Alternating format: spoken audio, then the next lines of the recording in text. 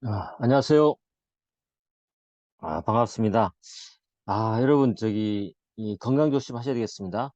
예, 환절기에 지금 비염이 많이 기승을 부리고 있어요. 저도 지금, 비염 때문에 조금 약간 어제부터 고생을 하고 있는데 여러분도 조심하셔야 되겠어요.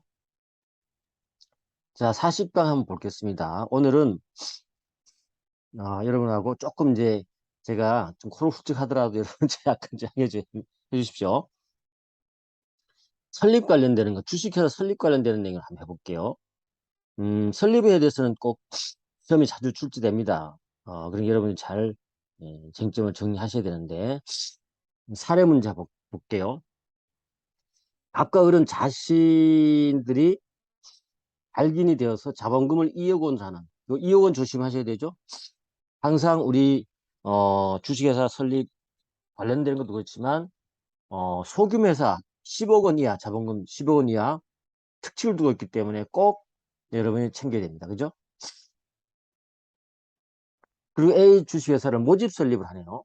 달기도 아니고.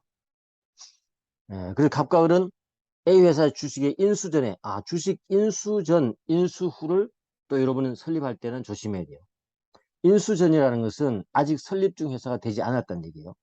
설립 중 회사는 주식을 한 주라도 인수해야만 되는 건데, 주식 아직 하나도 인수하지 않은 상태이기 때문에 이쪽 상태는 이 발기인이 조합이 주체가 되는 상태입니다. 알겠죠? 그때 뭘 했냐면 공장 부지로 필요한 토지가 급매로 나오자 공동명의로 그 공장 부지를 매수하는 계약을 체결한 거예요. 그럼 이 계약에 대한 책임의 주체는 누가 되겠습니까? 발기인의 조합이 되는 거죠. 알겠죠?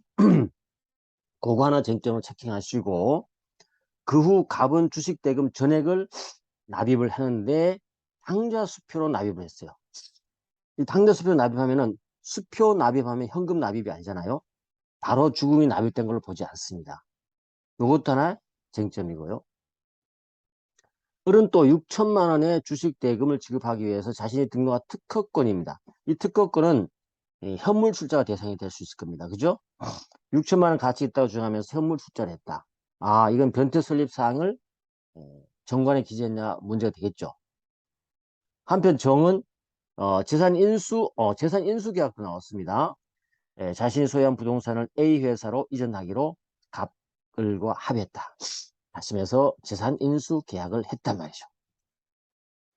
이런데 A 회사의 이사로 선임된 무가 현물 출자된 특허권에 관한 어떠한 조사나 보고가 없음을 인식, 보고가 없음을 인식하였음에도 아무런 조치를 취하지 않았다. 이게 뭐예요?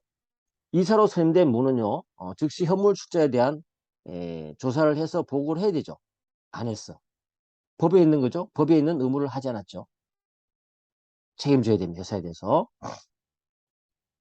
그 후에 설립 등에 격려됐다. 자, 이걸 한번 우리가 그림을 한번 구현해 볼게요.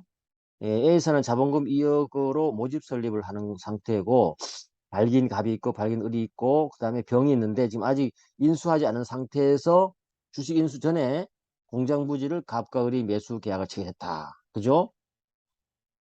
그리고 나서 주식 대금을 당좌 수표로 납입을 하고 을은 또 특허권으로 현물 출자를 하고 했습니다.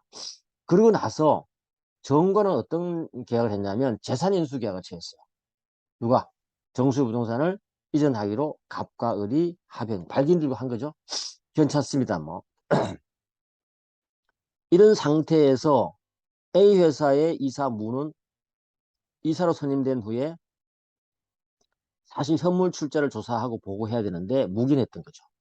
조치를 취하지 않았습니다. 이에 대한 책임을 물을 수 있을까요? 물을 수 있습니다. 법에 규정된 행위를 하지 않았죠. 이에 대해서는 이사는 회사에 대해 책임을 질 수 있습니다. 그리고 하나 더 쟁점이 있다면 건물 임대료를 내야 되는데 발긴 갑과 을이 자기네 현금으로 임차료를 납부해 왔습니다. 이건 설립하는 과정에서 뭡니까? 비용이 비용. 비용도 달라고 청구할 수 있습니까? 있죠. 근데 이 비용 청구는 뭐예요? 설립 비용은 변제 설립 사항이죠. 그래서 반드시 정관에 기재해야만이 효과가 있습니다. 그렇죠? 그러한 쟁점이 잡혀 있어요. 가보겠습니다. 1번. 갑이 교부한 당좌 수표가 현실적으로 결제되어서 현금화되기 전까지는 죽음에 유효한 납입이 있었다고 할 수 없다. 아주 정확한 표현입니다. 알겠죠? 현실적으로 결제돼야 됩니다.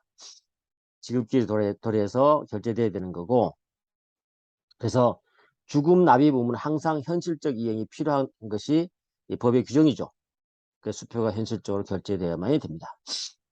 두 번째, 현물 출자가 했는데 특허권에 대해서 과대평가됐어요. 의뢰 현물 출자 과대평가돼서 A 회사가 손해를 입었다면 어떡할까요? 무는 이를 배상할 책임이 있을까요? 이사 있죠. 있습니다. 이 현물 출자에 대해서 조사 보고를 해야 되는데 그걸 안 했겠죠. 그래서 이사 감사는 취임 후 지체 없이 회사 설립에 관한 모든 사항이 혹시나 법령이나 정관에 위반되지 않은지 여부를 조사해서 반드시, 지금 이건 뭐라고 했죠? 모집 설립이었으니까 창립총회에 보고를 해야 되는 거죠. 그리고 이사가 고의 과실로 법령 또는 정관에 위반하는 행위를 하거나 임무를 해태해서 회사에 만약 손해가 생겼다면 책임져야 되죠. 이게 3구 구조 1항이죠. 지금 이거는 뭐예요? 상법 313조 1항을 위반한 거죠. 고의나 과실로 뭐를 위반한 거예요? 법령을 위반한 거죠. 책임져야 됩니다. 따라서 A에 선임된 무는 취임 후 상법 313조 제1항의 의무를 위반했기 때문에 상법 3구 구조 1항에 따라서 손해배상 책임을 부담할 수밖에 없다. 맞는 말이죠? 3번. 정과의 재산인수 계약이 있었어요. 이 재산인수 계약도 우리 변태설립사항이죠. 그래서 계약에 의한 부동산의 종류나 가격을 정관에 기재하지 않으면 그 계약은 원칙적으로 효력이 없다. 맞는 말입니다. 알겠죠?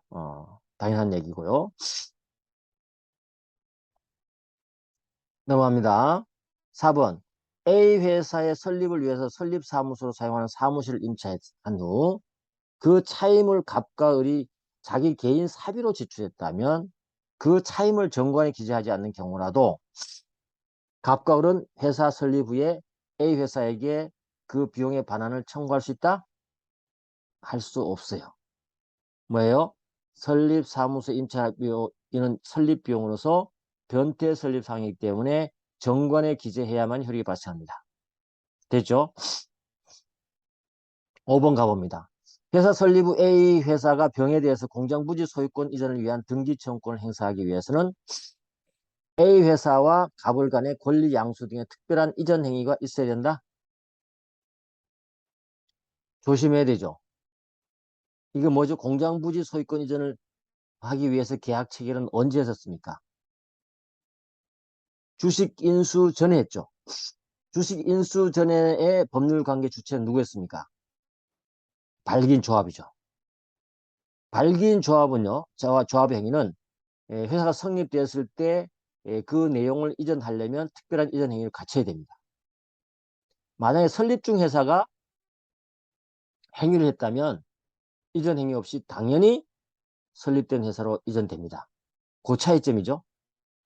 그 여기는 이전해야 된다. 맞는 말이에요. 이게 좀 어렵게 느껴졌던 부분이죠. 그래서 설립 중 회사는 정관이 작성되고 발기인이 적어도 한 주 이상의 주식을 인수했을 때 성립되는 거기 때문에 아까 이거는 인수되지 않았을 때 있죠. 그랬을 때는 어떻게 돼요? 구체적인 사항에 따라 발기인 개인 또는 발기인 조합에 기속되는 거기 때문에 그것을 설립된 회사로 넘길 때는 반드시 특별한 이전 행위가 있어야 된다. 이해됐죠? 그걸 말합니다.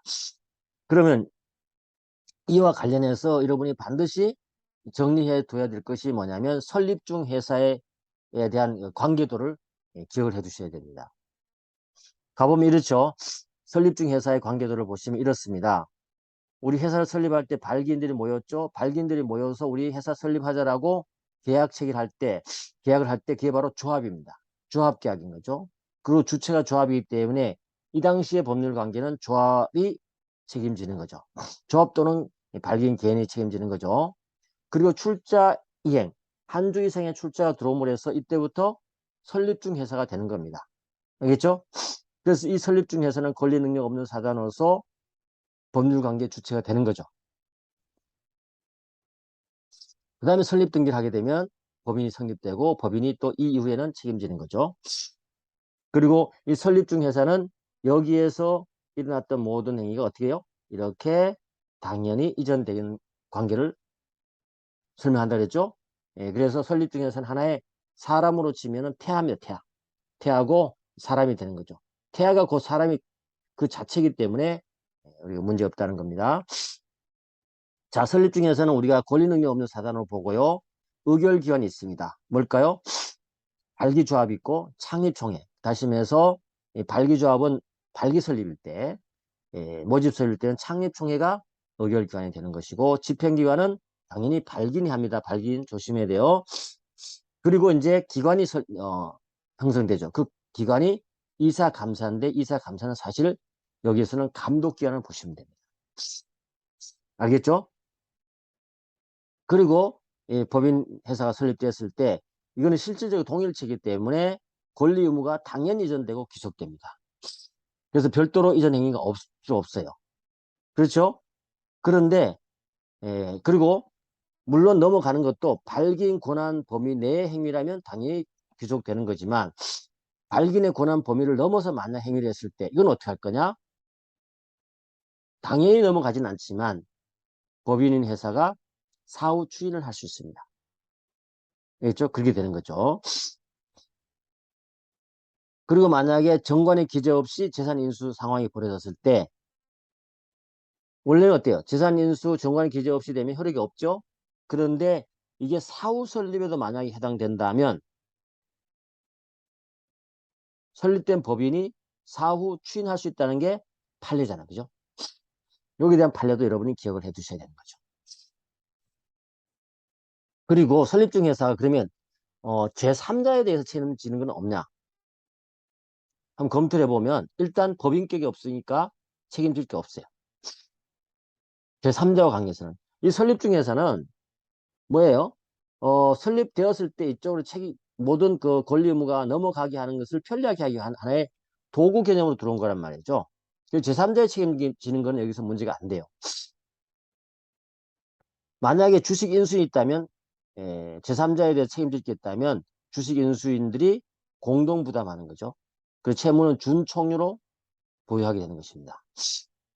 그리고 만약에 법인이 설립 중에 있다가 설립이 안 돼 버렸어요. 그랬을 때는 불성립 됐을 때는 발기인들이 제3자에 대해서 연대 책임지겠죠.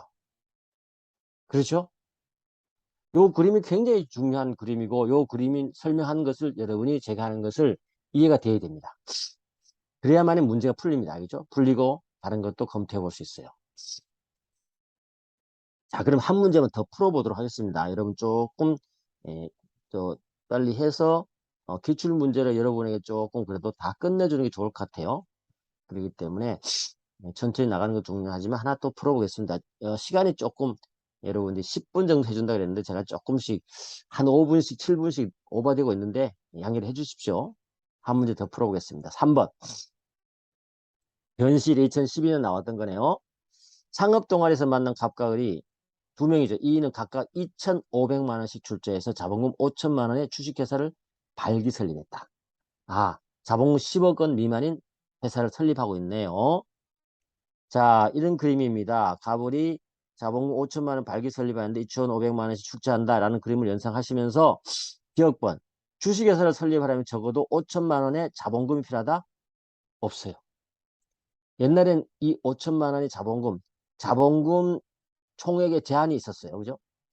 최소 자본금이 제한이 있었어요. 최소 자본금 5천만 원 이상이어야 된다는 게 있었는데 지금 없어졌어요. 틀렸다. 두 번째, 이사회를 구성할 3인 이상의 이사가 반드시 있어야 하므로 갑과 을이 이사가 되더라도 한 명을 더 영입해서 해야 된다. 맞아요, 틀려요? 틀렸어요. 왜? 물론 이사는 3인 이상이야 맞습니다. 근데 지금 우리가 여기에 주어진 이사는 뭐야? 회사는 무슨 회사였죠? 자본금 총액이 10억 원 미만의 회사, 소규모 회사잖아요. 그래서 이사는 한 명 또는 두 명으로 둘 수 있습니다. 알겠죠? 그래서 틀린 겁니다. 그 다음에 감사위원회를 둘 여건이 안 된다면 비상근이라도 감사를 반드시 둬야 된다. 15억 원 미만 회사는 감사를 선임하지 아니할 수 있습니다. 틀렸습니다. 지금 소규모 회사에 대해서 얘기 나온 거죠. 그 다음에 부족한 사업자금 회사 설립 이후에 사채를 발행해서 조달할 수 있다. 맞습니다. 15억 원 미만인 소규모 회사에도 사채를 발행할 수 있습니다. 됐죠? 넘어갑니다. 미음번 갑과 을이 동의하기만 하면 별도의 소집 절차 없이 주주총회를 개최할 수 있다. 소규모 회사는 가능합니다. 알겠죠? 소규모 회사 특징을 잘 알아두셔야 돼요. 자본 총액이 10억 원 미만인 회사는 주주 전원의 동의가 있을 경우에는 소집 절차도 필요 없고 주주총회를 개최할 수 있다. 여기까지죠. 이해 가시겠습니까? 자, 이렇게 해서 문제 두 문제를 한번 풀어봤는데 사실은 중요한 것들입니다. 여러분이 아시는 분들이야 뭐 한번 복습하시면 되고 모르시는 분이 혹시 있다면 여기 중에 모르시는 분도 있을 겁니다. 그죠? 상법을 많이 안 해서 그런 분들한테는 도움이 될 거예요. 아시는 분은 그냥 한번 들어주시면 되고 모르시는 분은 모른다면 제가 설명해도 좀 잘 모르겠다면 따로 찾아보시고 공부를 좀 하셔야 되겠습니다. 자, 여기까지 하겠습니다. 수고했습니다.